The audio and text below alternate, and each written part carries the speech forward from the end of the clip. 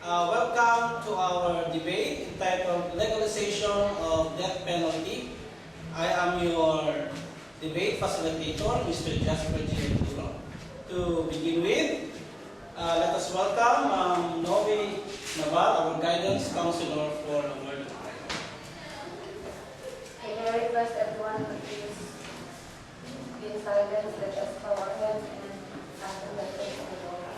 Heavenly Father, in the name of Lord Jesus, we thank you, Lord Jesus, for this afternoon, for the weather, Lord Jesus. Thank you for gathering each and everyone here in this classroom, Lord Jesus. Bless each one of us, Lord Jesus, especially our debaters, so that they can be able to convey their ideas, Lord Jesus. We ask your presence so that this activity will be successful, because we believe that without you, nothing will be possible. These things we ask in your precious name, Jesus. Amen. In the Father, and the Son, and the Holy Spirit.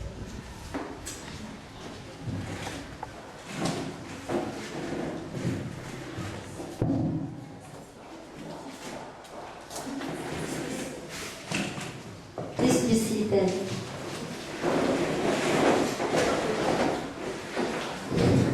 Good afternoon, everyone. Welcome to our debate. Our topic for today's debate is legalizing death penalty in the Philippines.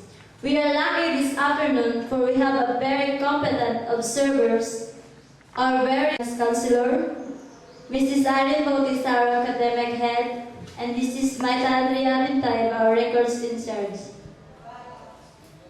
Without further ado, let me introduce to all of you the participants of this debate.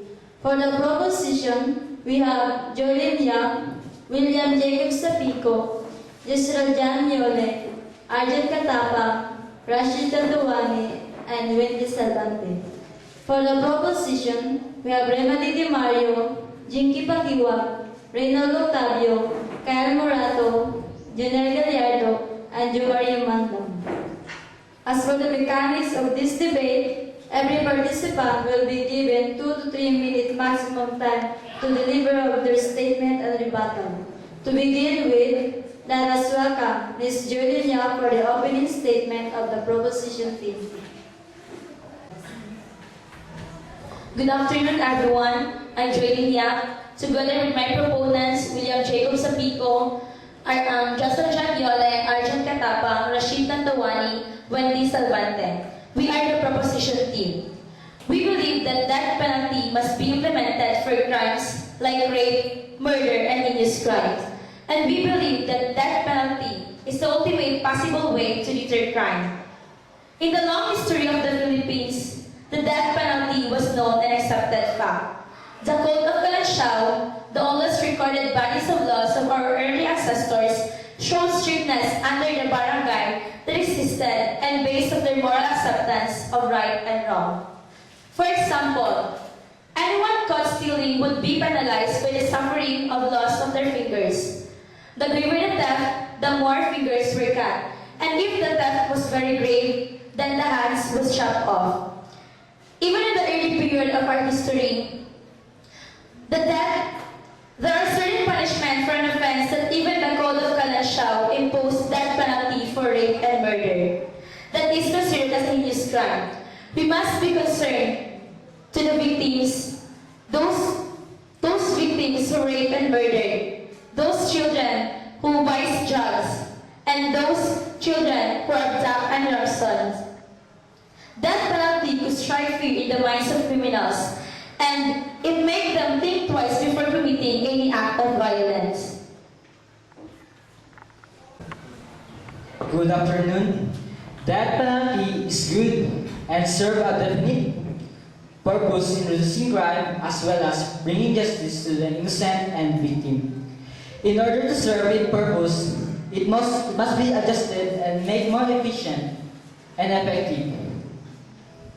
The justice system has changed dramatically in order to make sure that the rightly accused is brought to justice, as it ensures the safety of society, brings to justice and to those who suffer the most. Importantly, helps in reducing crime and criminals. Death penalty is important to keep the justice and public safety.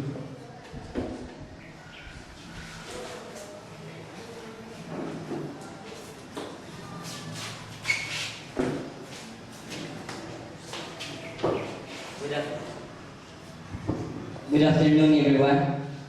Crime is everywhere. Wherever we look, we find crimes and criminals. Criminals has become a part of our daily lives. Does this mean we live with a threat to our society? No, definitely not.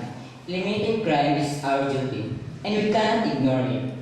Death penalty should be restored in order to eliminate garbage in our society. I support death penalty for several reasons. First, death penalty is the best way to deter crime. Second, it creates fear in the mind of insane people to commit a crime. Third, it assures safety to our society by eliminating these criminals. That's all.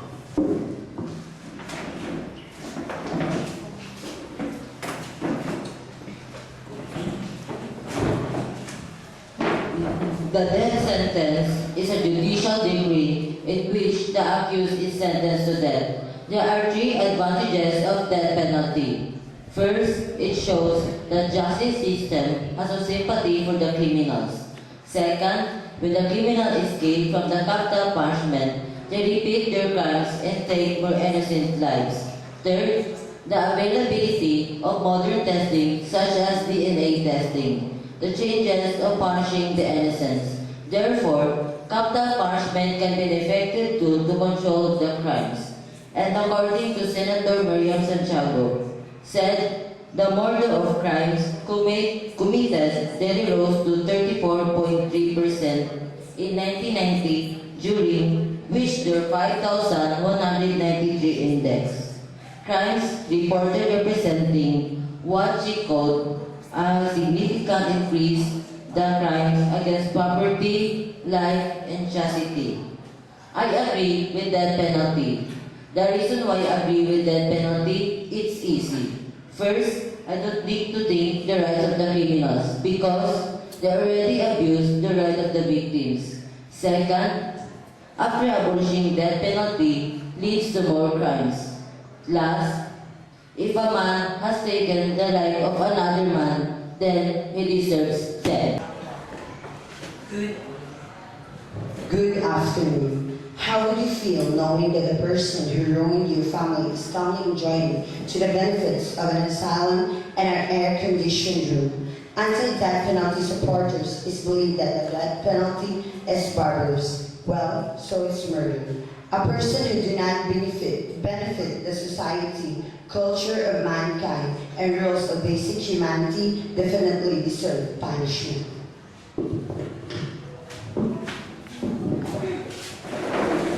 And for the opening statement of the opposition team, let us welcome Remedy Temario. Good afternoon. An issue that we believe is a major concern in a prison pastoral care and the greatest threat to the human rights is the death penalty. It is undoubtedly an emotional one that divides people of whatever persuasion. The human being is entitled to such right. The right to life is most basic and fundamental right, and the condition of all other personal rights. But the death penalty breaches two essential human rights, the right to life and the right to live free from torture.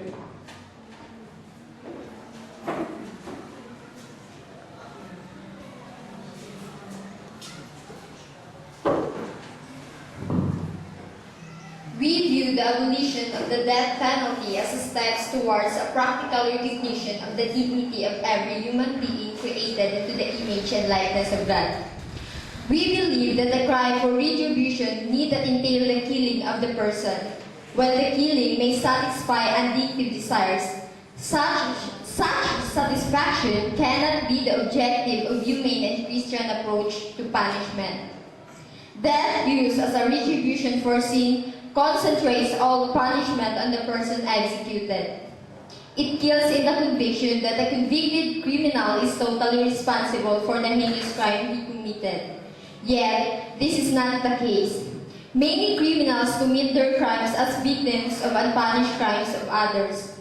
The person who kills under the influence of drugs is the victim of unpunished pusher. The hired killer is the victim of his poverty and the person who hires him. This does not deny the criminal's responsibility for his crime, for which he has to be rightly punished. it denies his sole responsibility. Truly, death penalty has failed to move itself to criminality. Even more, it deprives the criminal of any room for genuine reform or reparation for. Worse yet, it is not justice that heals, but kills.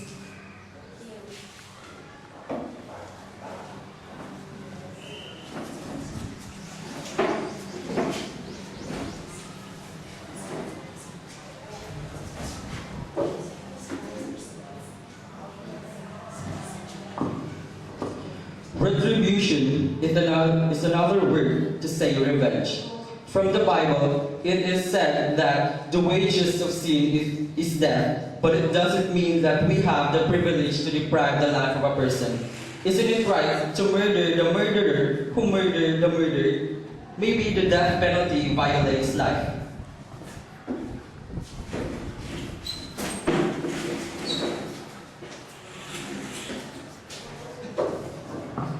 Good afternoon. As what Octavio said, retribution is just another word for revenge. And for me, the desire for revenge is one of the lowest emotions that a human have. But perhaps sometimes understandable, but at really a rational expense to a critical situation. To kill the person who killed someone close to you is simply to continue the cycle of violence, which ultimately destroys the avenger as well as the offender. This execution somehow gives closure to a tragedy is a myth. Expressing one's violence simply reinforces the desire to express it. And the mere fact, it doesn't drain away, but instead, it is just like expressing your anger, which makes you more angry. And on the other side, it contaminates the otherwise goodwill which any human being needs to progress in love and understanding. Thank you.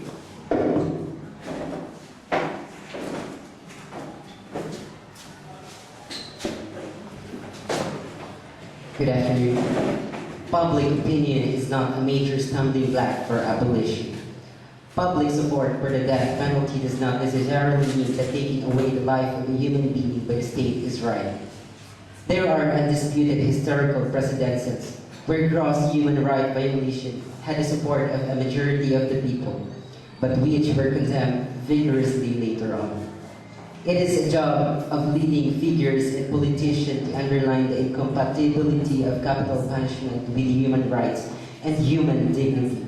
It needs to be pointed out that human public support for death penalty is inextricably linked to the desire of the people to be free from crime.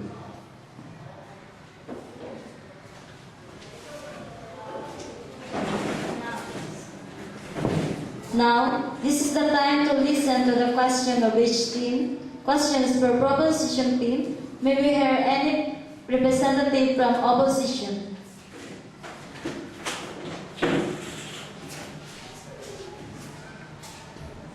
Once again, good afternoon. So, I just wanted to ask, and why are you keep on pushing the legalizing of death penalty here in our country, in which, as one of your members said before, that it is just one of the possible punishment to be given to a person who committed a crime. So, why do we need to kill if we can give him another punishment like reclusion perpetual? Thank you.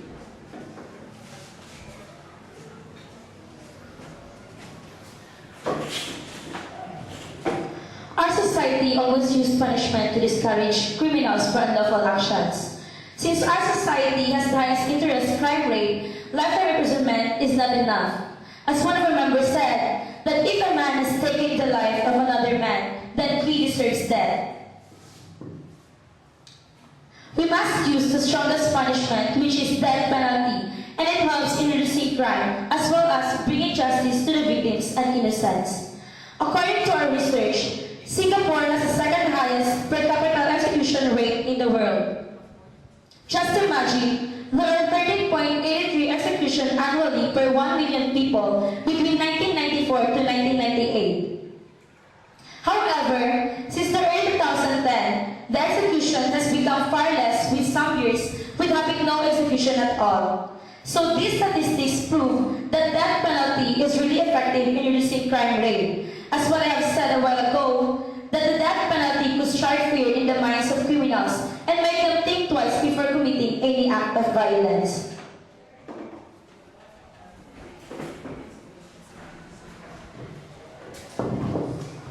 Do you think there is justice that a person committed heinous crime, such as raping a 3-year-old child and killing her after, and was only sentenced a lifetime imprisonment? Why?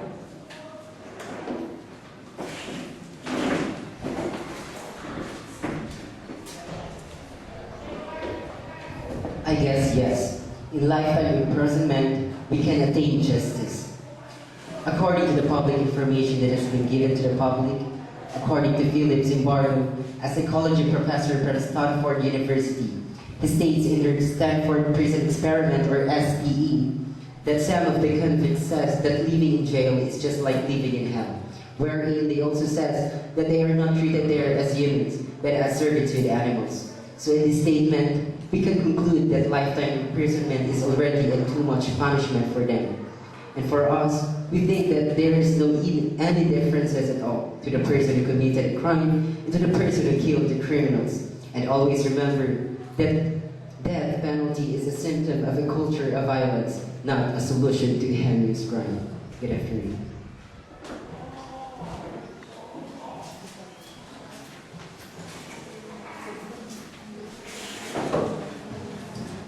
In the Philippines, studies show that most people who are sentenced by death penalty belong to the below poverty status. If death penalty is finally implemented, how can you assure that this to be fair to our citizens?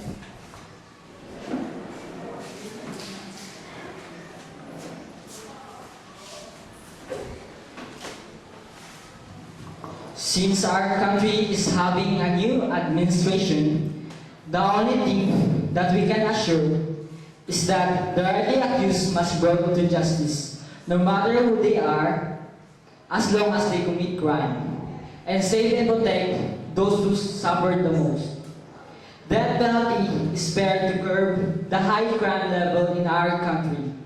The second important purpose is to send a message for all citizens that no matter what are the state of their living, death penalty is going to be applied according to the law.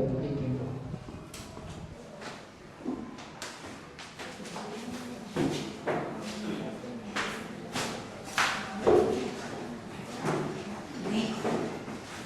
We all know Philippines is a Christian country, and Christian is believed in the Bible. And there was a text in the Bible says, "Whoever sheds human blood, by humans shall their blood be shed. For the image of God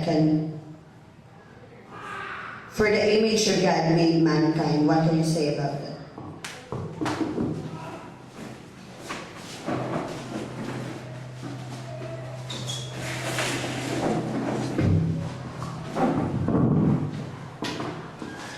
God gives life, and only God can take it away.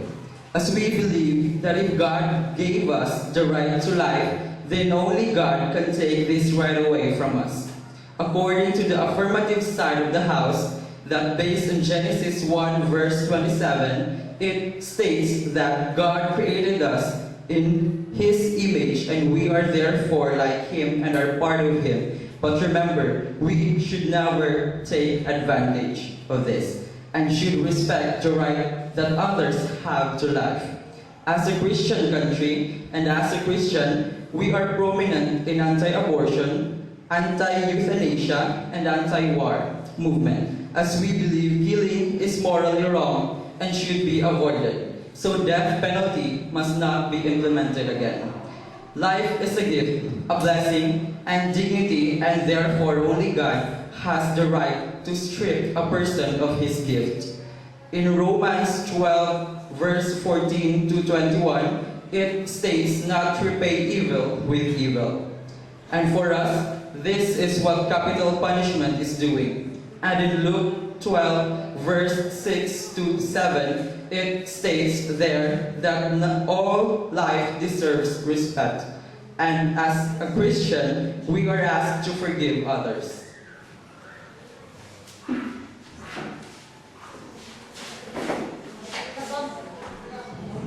The conversation have been lively this afternoon, but we have arrived at the last part of this debate, and for the final statement from the proposition group, help me welcome Wendy Salvante.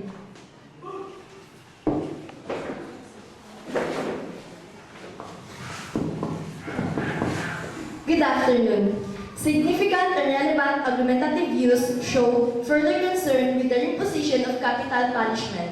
Vehement forms of idealistic battles pertaining to purposive biblical, theoretical, judicial, and moral facts give its way to complication to which laws governing the country are often refined. The proposition supports capital punishment and believes it deterrens crime, and more often than not believe that a certain crime eliminates one life to live. The statement thus that they don't need to think about the rights of the criminal because they already abuse the rights of the victims. That penalty must be implemented for crimes like rape, murder, serial killer, heinous crime, and death penalty is the ultimate possible way to deter crime. In the Philippines, death penalty known and accepted. And if a man has taken a life of another man, then he deserves death. The opposition team opposed capital punishment and believe, first and foremost, that any person, including the government, has no right to take a life for any reason. They state death penalty is incompatible to human rights, and it violates their life to live. This study determined the debates on death penalty referring to moral and judicial control under the Philippine government. It further elaborated the disputes of opinion and facts regarding the unresolved issues, looming continuously to present times.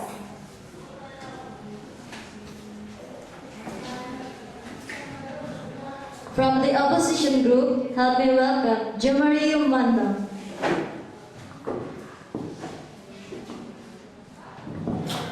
The death penalty is symptoms of a culture of violence, not a solution to it.